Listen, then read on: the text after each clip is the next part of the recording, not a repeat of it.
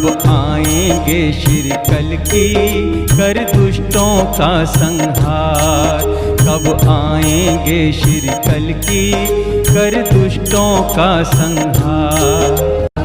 नारायण नारायण श्री नारायण नारायण नारायण नारायण कल्कि नारायण नारायण। श्वेत अश्व चढ़ में आऊंगा कर में ले तलवार। वेदवती बनोगी तुम शक्ति का अवतार। श्वेत अश्व चढ़ में आऊंगा कर में ले तलवार। तब तुम संग रहोगी मेरे, तब तुम संग रहोगी मेरे बन के प्राणाधार। कब आएंगे श्री कल्कि कर दुष्टों का संहार। कब आएंगे श्री कल्कि कर दुष्टों का संहार। वेदवती है नाम उसका रही है बाट निहार। कब आएंगे श्री कल्कि कर दुष्टों का संहार। कब आएंगे श्री कल्कि कर दुष्टों का संहार। नारायण नारायण श्री नारायण नारायण नारायण नारायण कल्कि नारायण नारायण। वेदवती बनोगी तुम शक्ति का अवतार। धर्म की रक्षा हेतु करेंगे, धर्म की रक्षा हेतु करेंगे दुष्टों का संहार। कब आएंगे श्री कल्कि कर दुष्टों का संहार।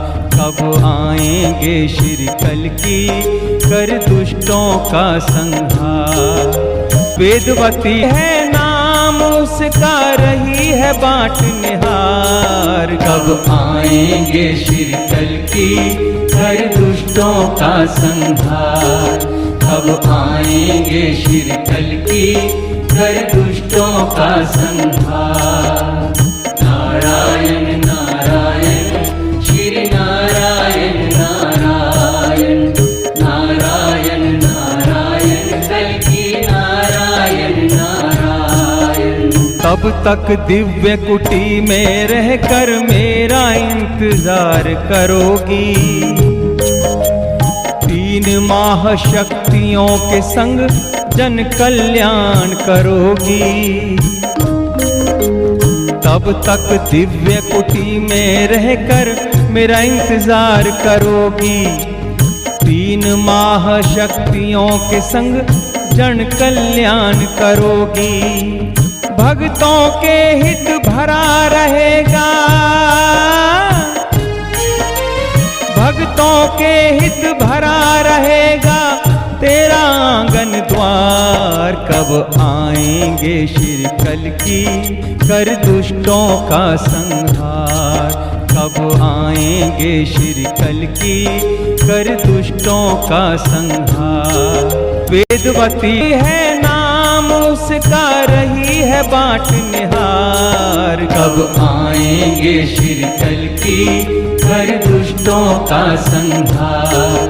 कब आएंगे श्री कल्कि कर दुष्टों का संहार। नारायण नारायण श्री नारायण नारायण नारायण नारायण कल्कि नारायण नारायण। मैं वैष्णवी भगवान कल्कि का संदेश धरती पर बिखरे हुए सब लोगों तक पहुंचाने आई हूँ ताकि सबका उद्धार हो। इसलिए मेरे उपदेश को ध्यान से सुनिए और इसको अमल कीजिए। हे मनुष्य, मैं माँ हूँ, वैष्णवी माँ। मुझको लोग वैष्णवी माता कहकर पुकारते हैं। मुझको बनाने वाले ने मुझे अपने चरणों से छूकर इतना पवित्र कर दिया कि देवता भी मेरी धूल को माथे पर तिलक लगाकर स्वयं को धन्य समझते हैं।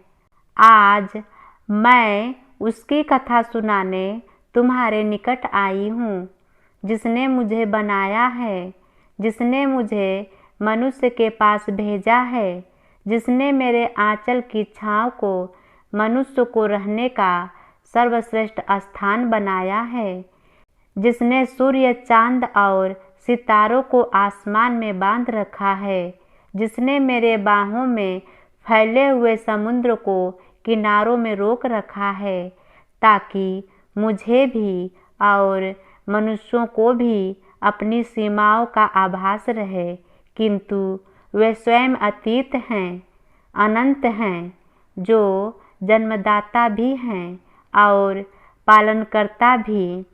हाँ, मैं तुम्हें उसकी कथा सुनाने आई हूँ, जो अपने भक्त प्रहलाद की रक्षा करने के लिए नरसिंह बनकर आया, जो राक्षसी संस्कृति का नाश करने के लिए राम बनकर जन्मा और जो कंस का अत्याचार मिटाने के लिए कृष्ण के रूप में अवतरित हुआ, जो मेरा आराध्य है, तुम्हारा आराध्य है, हम सबका आराध्य हैं। वह पैलौठा हैं, वह आदि पुरुष हैं, वह आदि श्री हैं, वह ईश्वर पुत्र हैं, वह पुण्य ब्रह्म का प्रतिबिंब है, वह नारायण हैं। हे मनुष्य, आदि श्री अरुण आपसे यह कहते हैं कि जो लोग पवित्रता, उज्ज्वलता और निर्मलता को धारण करेंगे और भगवान कल्की जी के शरण में आएंगे और केवल भगवान कल्की का ही नाम लेंगे, वही लोग बचे रहेंगे, शेष लोग मर जाएंगे। धर्मशास्त्र मत्ती अध्याय 8 का श्लोक 17 यह कहता है कि परमेश्वर ने भविष्यवक्ता यशायाह द्वारा जो कुछ कहा था, धर्मशास्त्र यशायाह अध्याय 53 का श्लोक 4 में कहा, पूरा हो। उसने हमारे रोगों को ले लिया और हमारे संतापों को ओढ़ लिया। उसने अपने माथे पर कांटे का मुकुट पहन लिया। हे मनुष्य, ढोंगियों ने तुमसे कहा कि तुम 10,000 रुपया दे दो, हम तुम्हारा रोग ठीक कर देंगे, और तुमसे रुपया ठग लिया। ढोंगियों ने तुमसे कहा कि तुम 20,000 रुपया दे दो, हम तुम्हारा परेशानी दूर कर देंगे, और वे तुमसे रुपया ठग लिया। 25,000 रुपया दे दो, हम तुम्हारा दुष्ट आत्मा निकाल देंगे, और तुमसे रुपया ठग लिया। लेकिन क्या ईश्वर पुत्र ने कभी तुमसे रुपया मांगा? लेकिन तुम भूल गए कि ईश्वर पुत्र ने कैसी कीमत चुकाई। तुम्हारे कैंसर रोग की किसने ऐसी कीमत चुकाई है? तुम्हारे कोरोना वायरस की किसने ऐसी कीमत चुकाई है? तुम्हारे किडनी रोग की किसने ऐसी कीमत चुकाई है? तुम्हारे अंधापन की किसने ऐसी कीमत चुकाई है? तुम्हारे बहरेपन की किसने ऐसी कीमत चुकाई है? तुम्हारे कोढ़ की किसने ऐसी कीमत चुकाई है? तुम्हारे रोगों की जिसको डॉक्टर ने कहा कि यह रोग ठीक नहीं हो सकता, किसने ऐसी कीमत चुकाई है? तुम्हारे मृत्यु की जिसको डॉक्टर ने कहा कि यह नहीं बच सकता, जो चीज़ लाखों रुपया खर्च करे तुमको नहीं मिला है, वह चीज़ तुमको बिना रुपए खर्च किए ही ईश्वर पुत्र के करुणा से मिला। धर्मशास्त्र 1 पतरस अध्याय 2 का श्लोक 24 यह कहता है कि वह ईश्वर पुत्र स्वयं के देह पर आपके रोगों को और आपके पापों को उठा लिया ताकि आप धार्मिकता का जीवन जियो।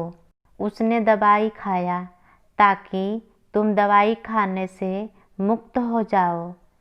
वह बीमार हुआ ताकि तुम चंगा हो जाओ। वह रोया ताकि तुम आनंदित हो। उसने दुख उठाया ताकि तुम सुखी हो जाओ। लेकिन यह बहुत दुख की बात है कि आज तक ईश्वर पुत्र की असलियत को कोई पहचान नहीं सका। राम ने वचन दिया था उसको जब कलयुग आ जाएगा, मेरा अवतरण कल की रूप में तब पहचाना जाएगा।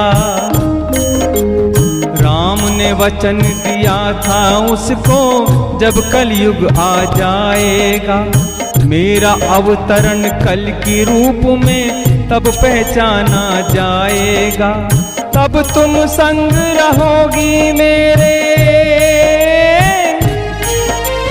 तब तुम संग रहोगी मेरे बन के प्राणाधार। कब आएंगे श्री कल की कर दुष्टों का संग